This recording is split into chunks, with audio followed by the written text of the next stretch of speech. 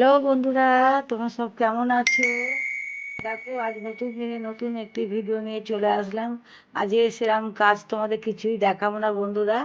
ওই নাতনি পড়তে যাবে, তোকে একটু ভুট্টাটা পুড়িয়ে দিলাম, আর এখানে লেবু আর পাতি লেবু আর নুন নিয়ে নিলাম। ভুট্টাটা পুড়ছে, তা ও পড়াশোনা করছে, এবার ও পড়তে যাবে, তাই ওকে এই ভুট্টাটা পুড়িয়ে দিয়ে দিই, তারপরে সন্ধে দেবো। দিয়ে আমি একটু লাউ চিংড়ি বানাবো বন্ধুরা। তোমরা সবাই পারো বানাতে, আমি কীভাবে বানাই সেটাই তোমাদের সাথে শেয়ার করব। আর তো আমি খুব ছোট করেই দেখাবো তোমাদের, সঙ্গে থেকেও প্লিজ ভিডিওটা পুরো দেখো। এ দেখো, পড়াশোনা করছে আর ভুট্টার মধ্যে ভালো করে লেবু আর নুন। তো নাতনি তো পড়তে চলে গেল, আমি সন্ধেবাতি দিয়ে চলে আসলাম রান্নাঘরে। আর আমি দুপুরবেলায় চিংড়ি মাছটা ভালো করে গুছিয়ে পরিষ্কার করেছিলাম, লাউটা আর কাটা হয়নি। শরীরটা খুব একটা স্বাদ দিচ্ছিল না আজকেরও। তো আমরা দেখো, এই যে লাউটা নিয়ে বসে গেছি, ভালো করে সরু সরু করে লাউগুলো কাটো বন্ধুরা। আর তোমরা সবাই বানাতে পারো, আমি কীভাবে বানাবো, খুব কম উপকরণ দিয়ে দারুণ টেস্টি হয়, খেতে খুবই ভালো হয়। তো ওই একটা তরকারি দিয়েই ভাত খাওয়া হয়ে যায়। তো সঙ্গে থাকো প্লিজ বন্ধুরা, ভিডিওটা পুরো দেখতে থাকো। যদি ভালো লাগে একটা লাইক করে শেয়ার করে দিও, আর কমেন্টে জানিও তোমাদের লাউ চিংড়িটা কেমন লাগলো। তো চলো বন্ধুরা, আমি কেটে ধুয়ে পরিষ্কার করে নিয়ে আসছি। লাউ চিংড়ি করার জন্য চিংড়ি মাছে আমি নুন হলুদটা দিয়ে দিয়েছি, দেখো হালকা করে ধুয়ে তুলে নেব।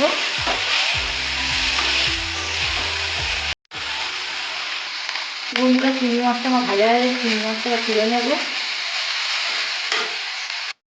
দেখো বন্ধুরা, তরকারিটা করার জন্য চিংড়ি মাছটা তুলে নিয়ে কড়াইতে পরিমাণ মতন তেল দিয়ে দিয়েছি।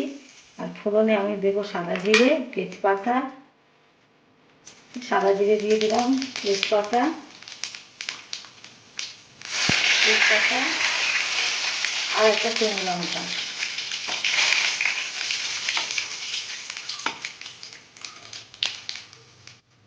ফোড়নটা আমার হয়ে গেছে ভাজা। আমি একটা মাঝারি সাইজের পেঁয়াজ নিয়েছি, পেঁয়াজটা কুচে মতো দিয়ে দিলাম।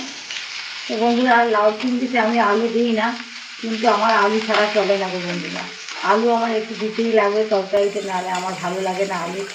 আলু না দিলে আমি ভাত খেতে পারি না। ওর জন্য আমি একটা আলু নিয়েছি, একটা আলু দিয়ে দিলাম।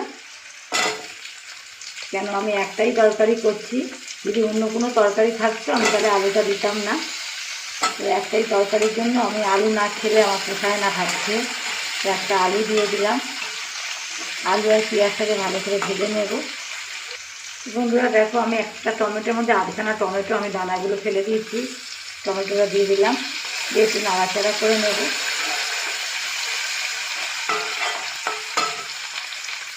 এবারে দিয়ে দেবো পরিমাণ মতো হলুদ, স্বাদ মতো নুন।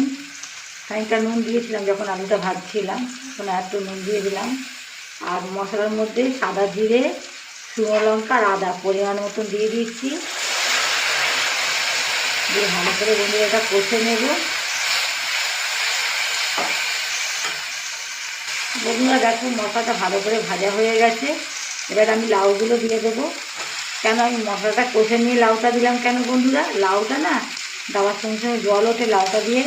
আর লাউ দিয়ে যদি মশলা দিয়ে করো না, তাহলে লাউ যে জলটা ওঠে, মশলাটা ভালো করে কষা হবে না, মশলার কাঁচা গন্ধ ছাড়বে। এই জন্য মশলাটাকে আমি আগে কষে নিলাম।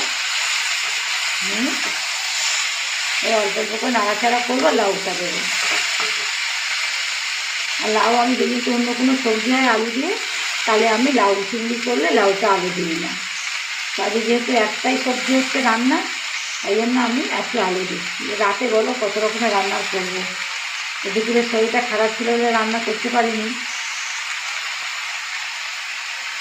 ভাত। তো বন্ধুরা, আমি ঢাকা দিয়ে ঠিক 5 থেকে 7 মিনিট পর আসছি, আর গ্যাসটা আমি নর্মালে রাখবো।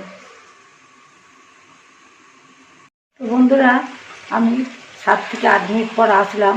আমি মাঝখানে 2-3 বার খুলে নাড়াচাড়া করে নিয়েছিলাম, নাড়াচাড়া করে নিয়েছি। আর দেখো এরকম হয়েছে এখন, আর একটু হবে। এবার চিংড়ি মাছটা আমি দিয়ে দেবো। তোমরা চাইলে একটু ধনে পাতাও দিতে পারো, আমি ধনে পাতাটা দেবো না। ধনে পাতা দিলে ভালো লাগে, আমি দেবো না। তো আরও আমি চিংড়ি মাছ দিয়েছি, তারও 2 থেকে 3 মিনিট নাড়াচাড়া করে নেব। সিদ্ধ সব আমার হয়েই গেছে। গ্যাসটাকে আমি নর্মালে রেখেছিলাম, এখন একটু জোরে করে দিয়েছি গ্যাসটা। তো ওই ছানটা নিয়ে কেন বলতো রান্না করছি বন্ধুরা, কালকে আমি লুচি ভেজেছিলাম,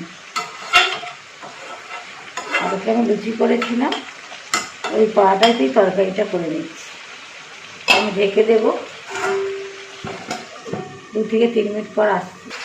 তো বন্ধুরা 2 থেকে 3 মিনিট পর চলে এসেছি, একটু উল্টে পাল্টে দেবো। আর আমি উল্টে পাল্টে দিতে দিতে একটু মাখা মাখাও হয়ে যাবে তরকারিটা।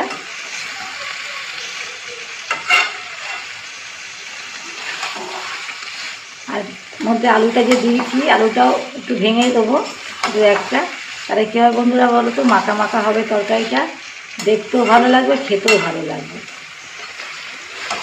আর গোটা গোটা একদম তরকারি না, সবজি তাকিয়ে থাকে, একটু ভেঙে ভেঙে দিলে ভালো লাগে।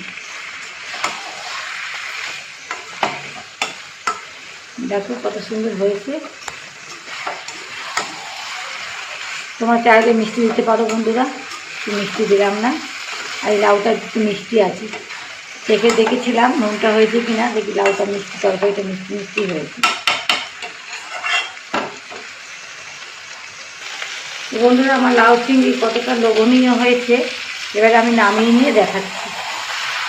হয়ে গেছে একদম গরম ভাতে খাওয়ার জন্য, তো রুটির সাথে খেতে একটু ভালো লাগে, ভাত রুটির সাথে খেতে দারুণ লাগে।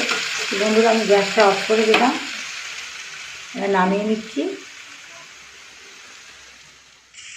তো দেখো বন্ধুরা আমার লাউ চিংড়িটা কতটা লোভনীয় হয়েছে, এটা ভাত রুটি দুটোর সাথেই খুব দারুণ লাগবে খেতে। যদি এই রেসিপিটা তোমাদের ভালো লাগে, একটা লাইক করে শেয়ার করে দিয়ে কমেন্টে জানিও বন্ধুরা এই রেসিপিটা তোমাদের কেমন লাগলো। তো ভিডিওটা আমি এখানেই শেষ করলাম, পরবর্তী ভিডিও দেখা হবে, ততক্ষণ ভালো থেকো, সুস্থ থেকো, টাটা বাই।